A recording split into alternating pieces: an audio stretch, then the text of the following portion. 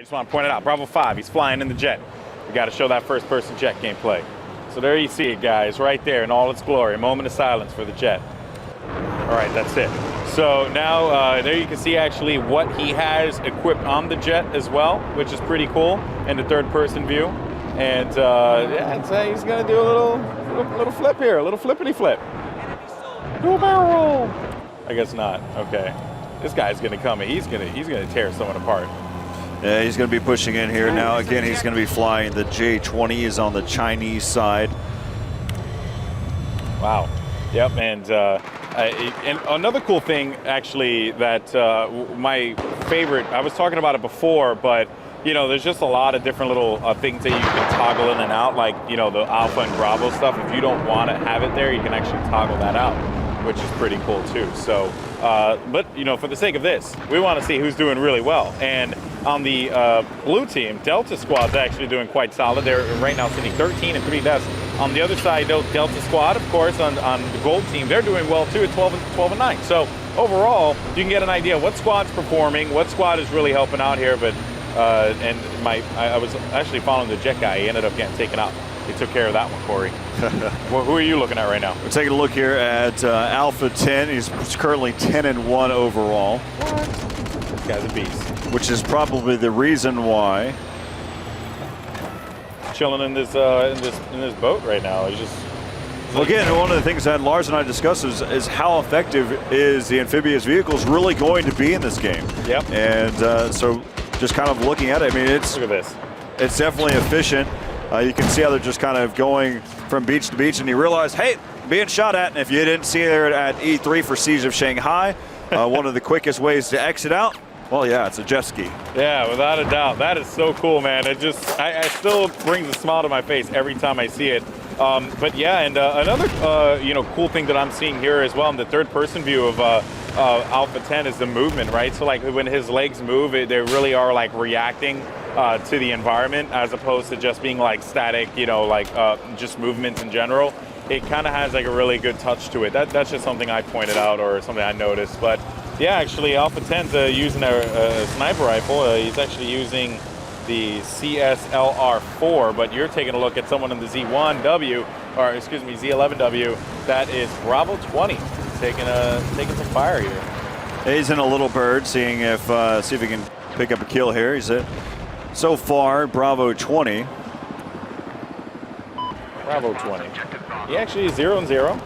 Yes. He's not doing too well, but he's not killed. Oh crap! Did you see that? The jet plane just flew into the helicopter. Nice. That was awesome.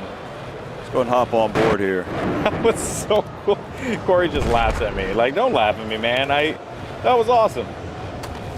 That was amazing. Get a perspective and see how well Alpha 13 can do here. So far, Alpha 13, he is 1-0. As you can take a look at your lower third, 1-0. 20mm cannon, heat seekers, gyro stabilizer, infrared flares, or IR flares. Oh, this guy's got a lot of great control too. Yeah, he actually. I'm looking at his first-person view. I thought he was gonna dive into the water there, but he managed to stay alive. So that was definitely pretty sick.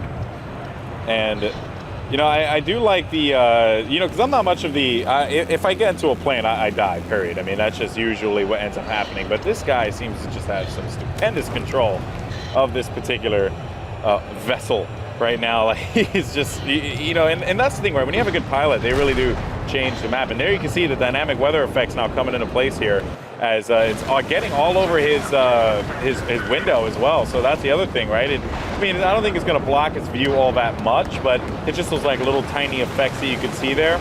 So that certainly is pretty cool. And look at that. He's shooting at the windmill.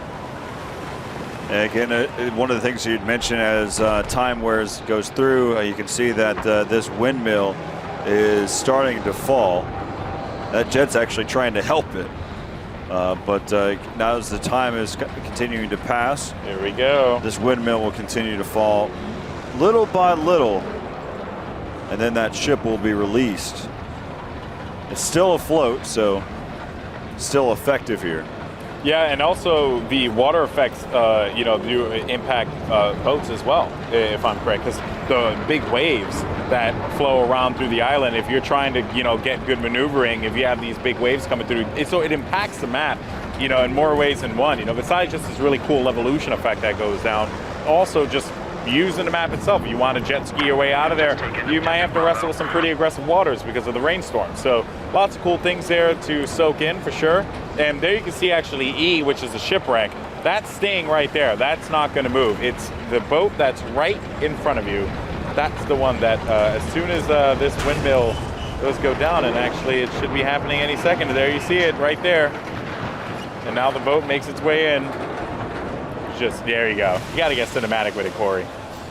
Yeah, so you can take a look at exactly where it's going to go. We'll turn on just for a moment so you can know exactly where it's going to end up, going towards the sea point, the Firebase Island. And it's just cruising. We have lost objective Alpha. And it's intense, man, because I actually was playing on sea on the Firebase Island when the boat crashed in, and there you can see the boat now moving in. And look, see, imagine being right there as this boat makes its way in, like being toward the side of it. It really does change a lot. And you see how the building just comes crumbling down after getting hit by a ship. Who'd have thunk? Who'd have thunk it, So now this changes the map, right? This one guy's like, holy crap, a boat just landed right on the island. What am I going to do? Well, there's something on the boat. And actually, Corey, why don't you tell people how this actually impacts the Firebase Island? Yeah, so I haven't had the chance to really see exactly see it being used yet, but it's one of the things that the commander has the ability to use. So again, it just changes there for the game. So again, we just saw the ship go from that windmill way out in the distance to this point right here, which in the beginning it just looked like it was a part of the background. Yeah. Just extra element in the game that just makes it look prettier. But in all, just looking at it now, it's actually a part of the game. It's part of the Levolution here.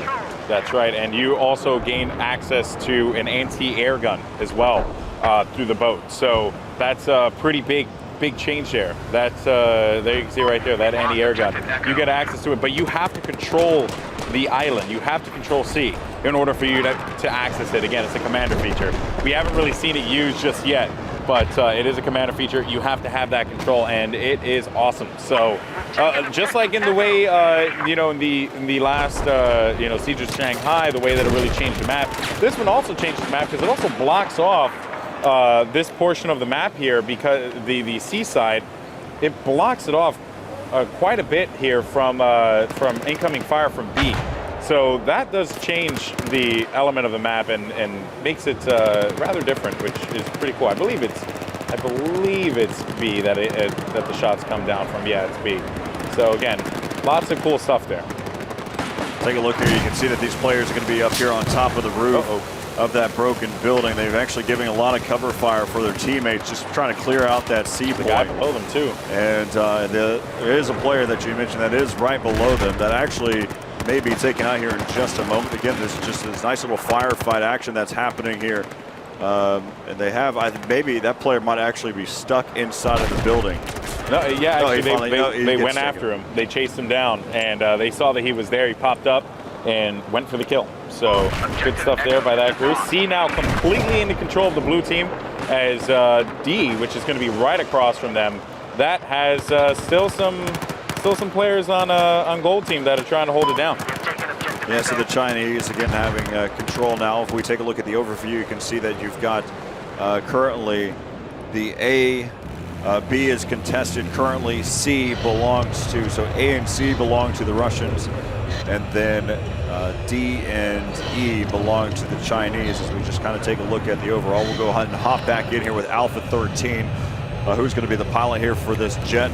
Again, for those of you that are curious, it's called the SU-50. This is his current setup. He's got the gyro stabilizer. Currently 2-0 right now. We'll go back into first-person perspective here. You can see just trying to dive in and pick up a couple kills before he bails out of there.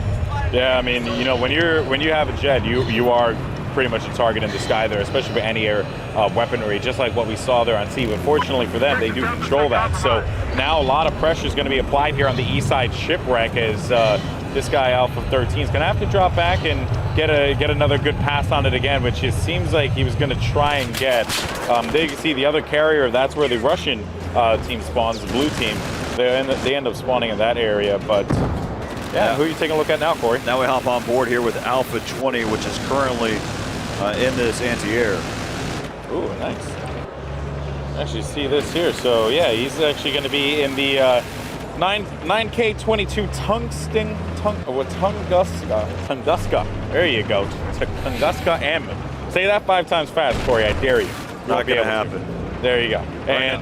Right now we've got Chinese leading 508 to 426 tickets. Of course, we're playing Conquest. Tomorrow we'll get a chance to look at Obliteration.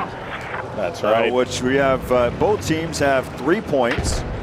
3 points that they need to defend. And there's a bomb, just a randomized bomb that's laid out there. You take that bomb to an MCOM point, the opposing team's MCOM point. You blow that up. There's 3 of them, so you do that 3 times. Yep, that's going to be pretty cool to watch. Of course, that's something new, and we are going to get some great opportunities to talk about other features in Battlefield 4 as well. So I'm really stoked about that. That's going to be in the later days of this show that we're doing here for you fine people in Gamescom, and of course watching at home on Twitch TV. Once again, guys, if you want to get social about it, talk to us on Reddit. I'm on Reddit, started a thread on there, our Battlefield, where I'm talking to some of you guys or trying to get feedback from you guys to, find out what new things you guys want us to cover. Because again, just like we did at E3, we're gonna do it here again for you all back at home. And then for people in Gamescom, they're just running around doing anything. I mean, I've been seeing people just randomizing so many different guns, just testing things out, what works, what doesn't work. It's pretty cool. Well, here everything is unlocked. Yes. Everything. That's what's so awesome about it. And the camos too. The camos for everything. Every camo is unlocked. Guys, there's a lot of camos. There has to be at least like 20 camos. At least? No. Really? A lot more than that. Okay. At least I would go with a number more like 40. There's 40. Like there's camos for everything. You want to camouflage your tank? Go ahead and do that. Sure, why not? Your helicopter? Yeah, give it a paint job. That sounds good too. Every single one of your guns, yeah, we'll make a change to it.